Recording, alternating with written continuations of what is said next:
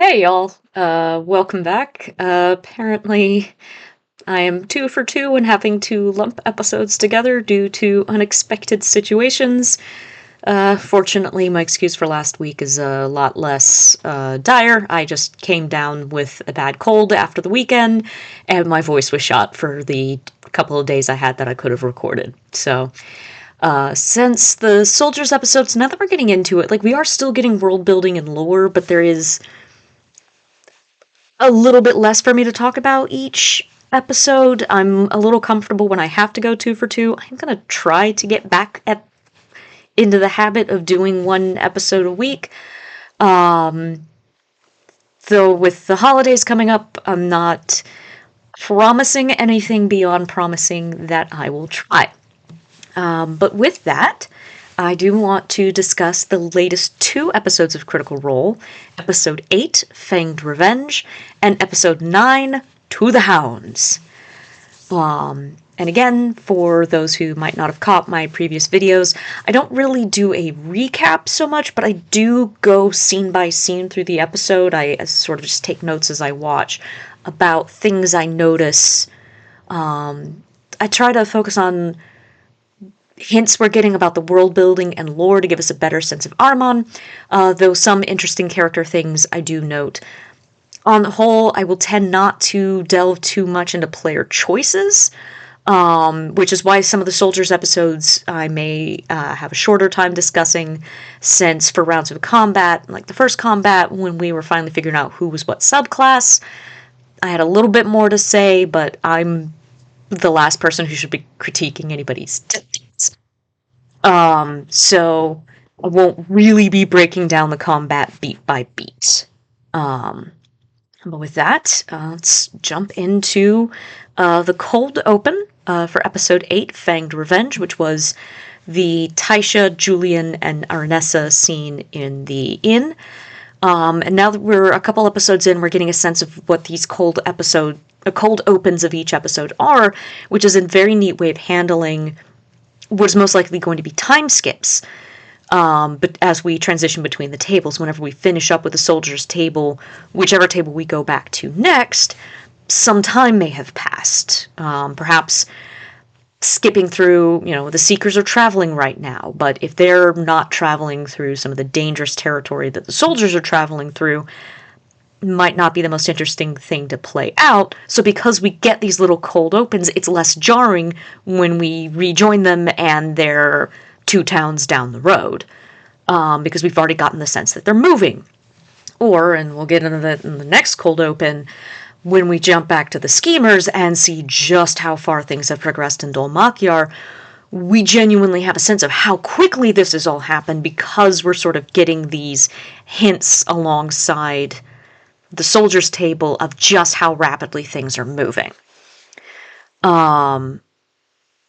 In terms of world building and lore, we get the interesting tidbit that for at least House Royce and their associated houses, the realm of fairies a viable afterlife for them, which is interesting to contemplate. So the idea that there are obviously, back when the Shapers were there were multiple afterlives. A soul was basically pulled to, I guess, supposedly the afterlife of the Shaper, responsible for their species, but some people with ties elsewhere, like presumably the Taconuses, maybe stay in the underworld and sort of rule over it, while the Royces have their place in Fairy as sort of the envoys between Ahriman and Fairy. And we get a little bit of more insight into the Druidic rebirth afterlife, which also becomes interesting, and I'll have more questions about that in the next episode, because if you've seen episode 9 of Critical Role, you'll know why this becomes very interesting. But we don't get, obviously for a cold open, we don't get anything too much, but we are starting to see Taisha's motherly instincts overcoming her initial dislike of Julian. And we'll say, for certain types of characters, the fastest way to get over disliking someone is to see them at their lowest. for a particularly compassionate person, that is a shortcut of hitting right to the compassion button. And so it gives Julian a bit of an easier time connecting with some members of the party he may have had some of the most friction with, and gives us a logical reason as to why Taisha does more than merely put up with Julian's presence in this. Just based on the character she created, how it melds together, which is, it's a fun thing in D&D of, every DM, has the right to ask of like, hey, create a character that would engage with plot hooks and would stay with the group. And you should follow that, but that doesn't always mean you have to play the same type of character. Lots of different characters would have reasons for staying with any particular group of party. And it can be fun to play with the different dynamics of, I may dislike this person on principle, but, goddamn, he's so pathetic right now, I gotta help, is a viable door open. Like, obviously you don't want to stay in that dynamic for too long, but all it takes is a little bit of softening, as those who are watching the animated Mighty Nein series are kind of being reminded of how that group started out. The dynamic, especially between Bo and Caleb, where there's initial friction, and all it takes is that little bit of sympathy to start opening the door to what becomes a very powerful combination of characters.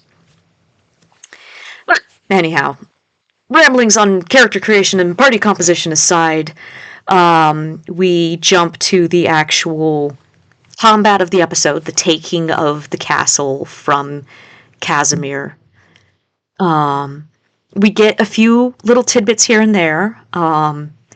We know Robbie's character Cadigan has some of the most backstory written about him, but we know the least, besides, I think it's almost a tie with him and Azune, for the least we know about a character.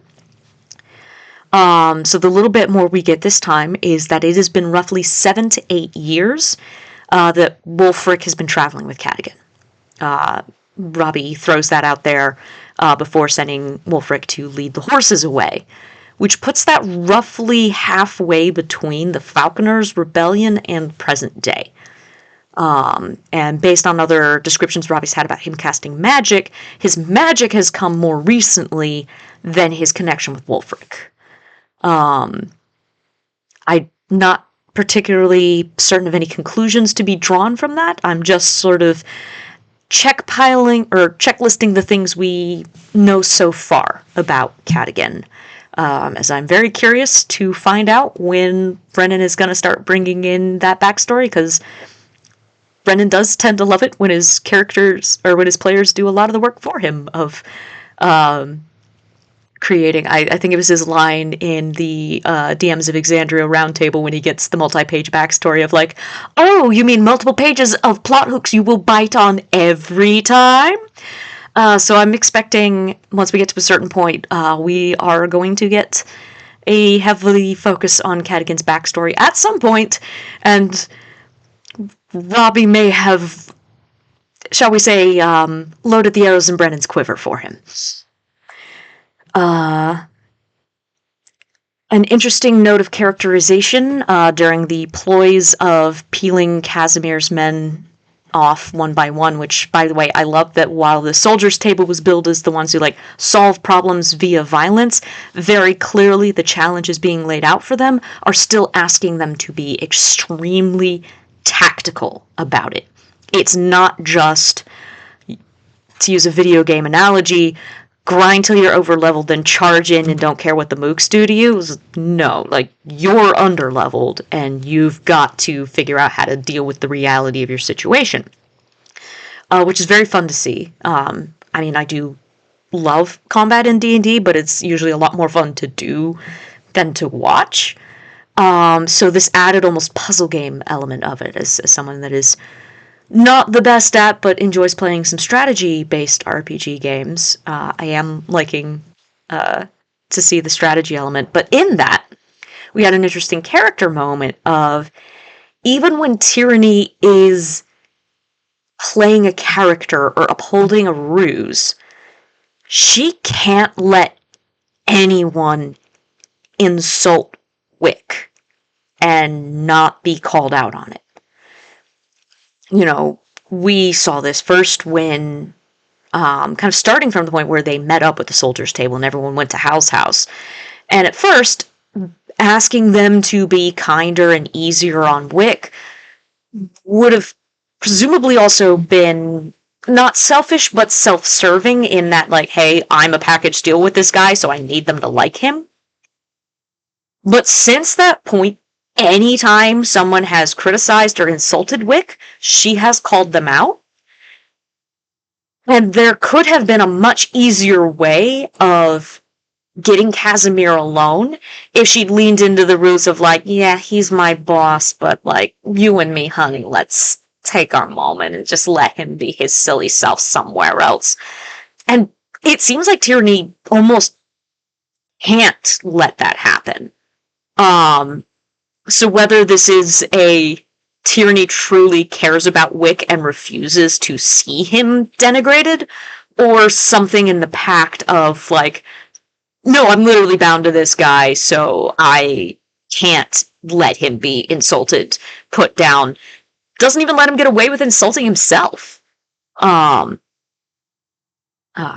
So it's very interesting, and I'm keeping my eye on their dynamic, trying to figure it out. Tierney was a character, as I know I said in some earlier episodes, that I was hesitant on based on initial impressions, but has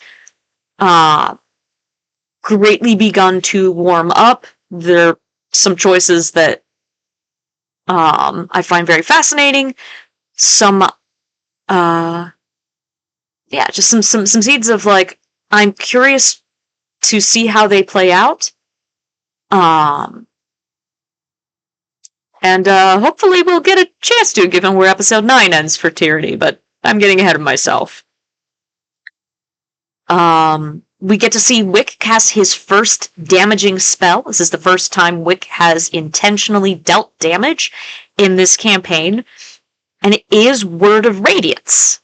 What is notable about this, besides this being the first time Wick has caused damage, when we had the whole first couple combats of him specifically not doing that, so we know Wick is being pushed to the point where now he has to.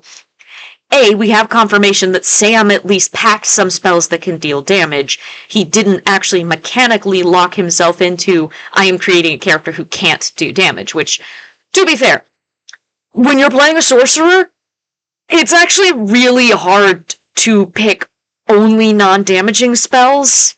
They get some utility spells, but a lot of it is damage-focused.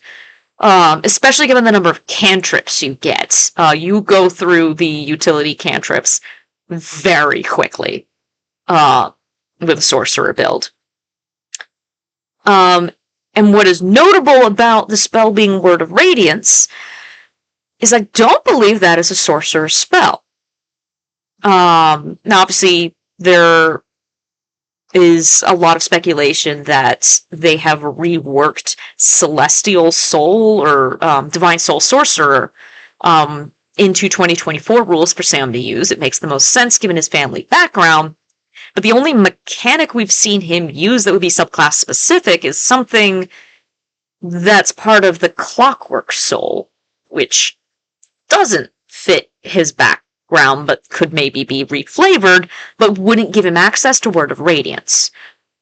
So either they took the Clockwork Soul ability and gave it to the revamped Divine Soul, or Sam has the Origin Feat of Cleric Initiate to get him some cleric spells, including Word of Radiance as a cantrip. He would have access to that. So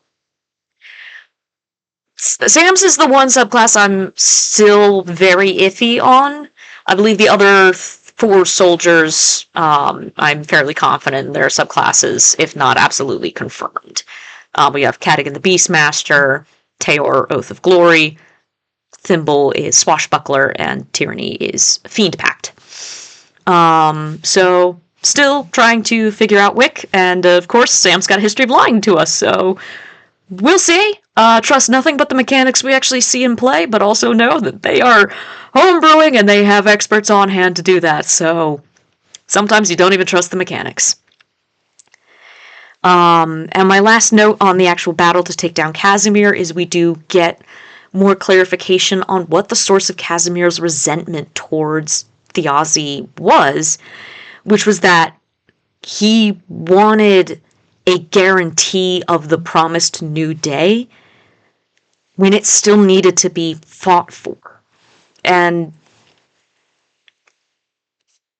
it's hard to ask someone to continuously hope when it seems like that hope is not coming to fruition. But at the same time, I don't feel like Thjazi was the sort of person to pull the punch, but I don't think he was just saying hey, wait, things are going to get better. If he's someone participating in a rebellion, he's saying, for things to get better, we need to take action. I need you in this position to be able to take action. So you can understand getting tired, but yeah, I mean, Brennan is not above or not someone who shies away from giving his villains motives that you understand, but he doesn't usually take that to the point of saying they should have been the good guys. It's more the tragedy of he could have been a good guy. And you understand why he made the choice to give up. You understand why it was so hard for him, but you don't forgive him. In that it was a choice he could have made, but it was not the only choice that he had. And I like that complexity of just, he still was not a great guy. He still made a terrible choice. But he didn't just turn on a dime. It didn't just come out of nowhere, and he didn't decide to be a bastard one day. Didn't have too many notes on the handing over of the keep. Just thought it was a neat way that things worked out.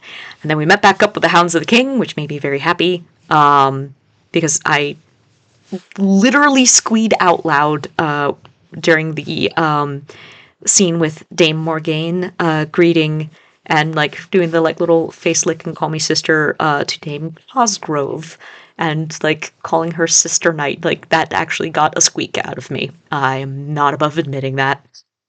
I don't know. That's telling, I think, that the first class of any tabletop RPG I ever played was a druid in a system where the only thing druid did was shapeshift. I love animals. And just also the idea of this person in high regard looking at this young woman and calling them equal, just knowing what that would mean to her. So 1-2 punch of this is adorable. We got the hint of some tension between the Earl of Gormalay and the King, and that whole hey, maybe instead of going to the Earl, you just wait for the King to approve it, which is probably not going to help the Earl be any friendlier towards the King if he feels the King is overstepping his bounds, but it's probably going to be better for our girl Cosgrove in the long run, provided the King can stay in power. And, yeah, that Hawkins, scene with the, now he's showing off, that's just too much of a head start. It was just the perfect introduction to Hawkins as a character. I love Hawkins. Morgaine is still best girl. Hawkins is wonderful, and I was so pumped at the end of episode 8 that we were getting a team up with the good dogs. Which brings to episode 9, To the Hounds. So this cold open brings us back to Dol Makyar and checking in with some of the schemers, Azune and Hal specifically. And I think the thing that caught me most off guard is Einflossen is not even pretending to take it slow. As soon as he comes into any sort of authority, he is dismantling the old guard. It is not slow, it is not subtle, which means if they are making moves this drastic, it means they already think their position is unassailable, which is really... we knew the schemers were not going to win their fight quickly, this was their campaign-long struggle, but they are starting from a very low place of having anything to do, and I mean, it's terrifying to go up against this kind of corruption at kind of the last moment anything can be done. But I think it tells a potent story of, like, even at this final moment, the right thing to do is still do something. And you have to hope that there is still time to come back from this. That's not presently relevant to anything at all. It's also not great when your record keeper's dismissed.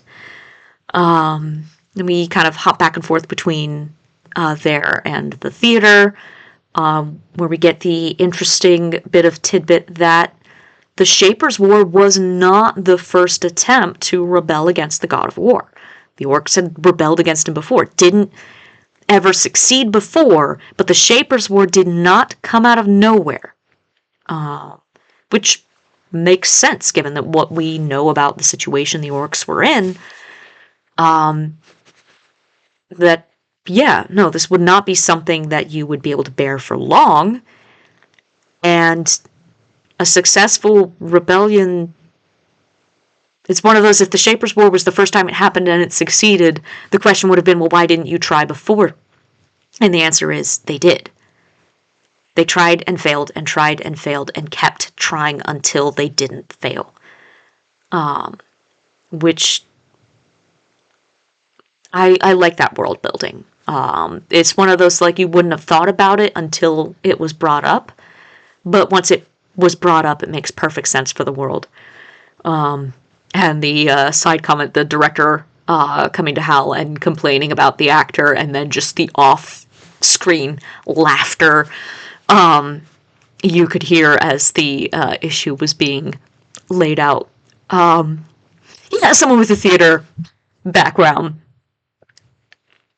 Yeah, it's always fun to hear these kind of moments and just hear that off. I think my favorite thing is the off-camera laughter of everybody else who has also known someone like this, just having the greatest time hearing it kind of roasted. So I just love that moment. And speaking of Hal's troop, once we move into the episode proper, we get a little bit more about the commoner girl that Wick was close to. We find out she was an actor in Hal's troupe before she mysteriously vanished. I've seen the theory floated around that Tyranny was given that girl's body by the brothers that were separating out Tayor's soul, possibly with shadow magic. I haven't seen anything to disprove it. I don't know if I believe it yet. We still know so little about Tyranny's deal.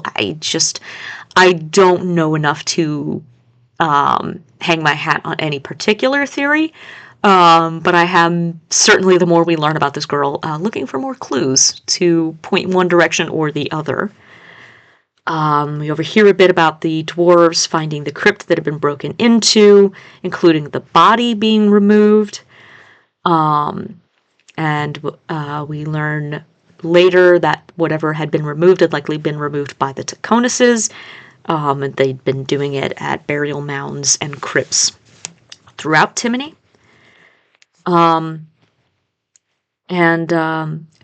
Just a couple of comments Thimble made about, like, hearing Octus talk about his family. Again, really driving into this. We know Octus had not really seen Thiazi since he was a kid, but apparently had seen Thimble quite a few times. And we know Thimble was the go-between between Thiazi and...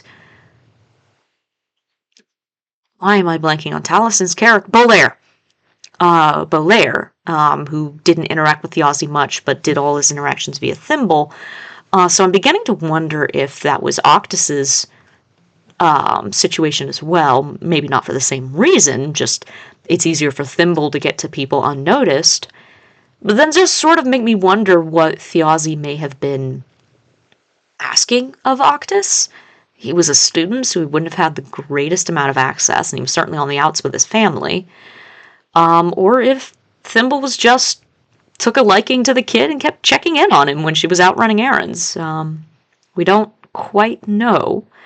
And it might be a while before we get more about that, depending on how much Octus talks to Lady Aranessa about the little he knows about fairies. By the little fairy he knows. We'll see. We get the tidbit that the Taconuses took Sid after being surprised but grateful that they stumbled into another one, which was discussed a few times through the episode, but no conclusions are reached on that. We don't know if Sid, like Teor, is able to channel this paladinic magic, which, if Travis does know where it comes from his character, he's not telling. Not sure if it's caginess or ignorance. Only time will tell. I think the next thing that caught my ear was the spell that revealed the Miller's Road. Specifically, service to the king unhalted by life or death. The first caught my ear going, is the king unhalted by life or death? But as we learn later, no, it's the service that is unhalted by life or death, as we get the later casting of Pass Without Trace on being for whom I gave my life, and that the Hounds of the King are actually reincarnated former Knights of the King in their second life. I at first was a bit confused and thought they had been knights from before the Shapers' War that were reborn in the afterlife, but I realized, no, they said when the Druids told us about this cycle of rebirth, and we're like, well, the old knights would serve the king in the afterlife. We don't have an afterlife, but could we come back to this one and serve? Which does raise the question, does something special have to happen for your memories and ability to speak to be carried over to your next existence, which, as we see, is most likely to be an animal? Or, in the 70 years since the Shapers' War, have there been more and more sentient animals just running around? Because, it's cute when it's a dog and all that will, like, serve and be loyal, or, like, Thjazi reborn as a regal falcon. The most common type of animal, besides insect, which you don't even want to think about that, prey animals and livestock.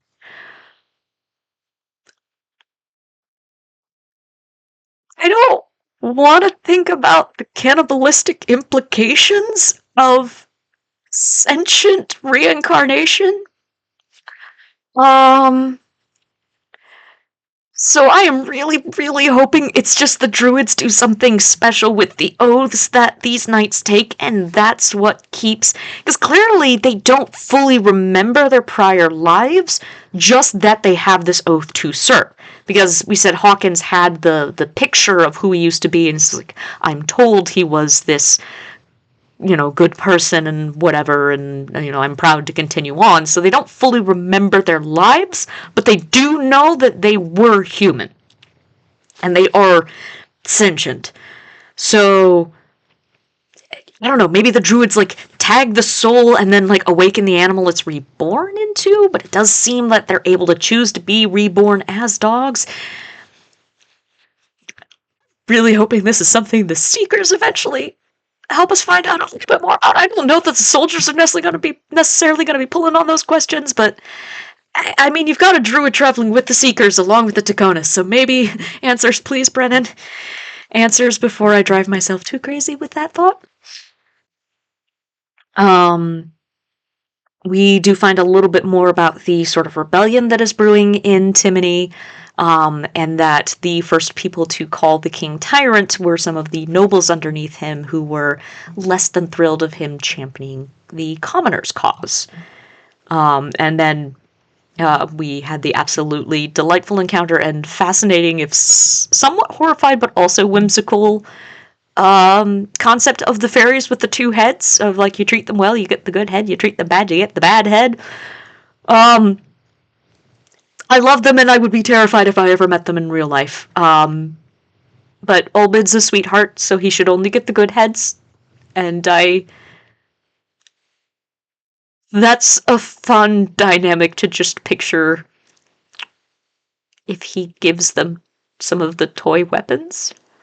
I almost think they would do more damage if he gave them more of the Chanter's eggs.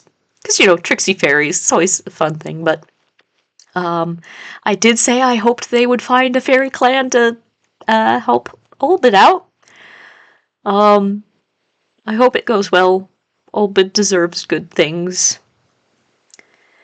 We learn a little bit more about the Bellow Fever, including that it seems most receptive to the light of the Candescent Creed, and the herb that it responds to, the fairies are able to find.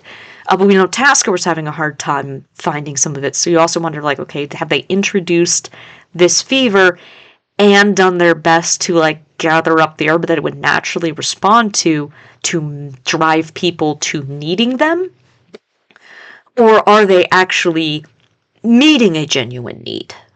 Or do they not even know that they've created this disease? Like, filament's a new element being introduced to populations of humanity. Like, obviously it's not all the people with filament that are getting sick, but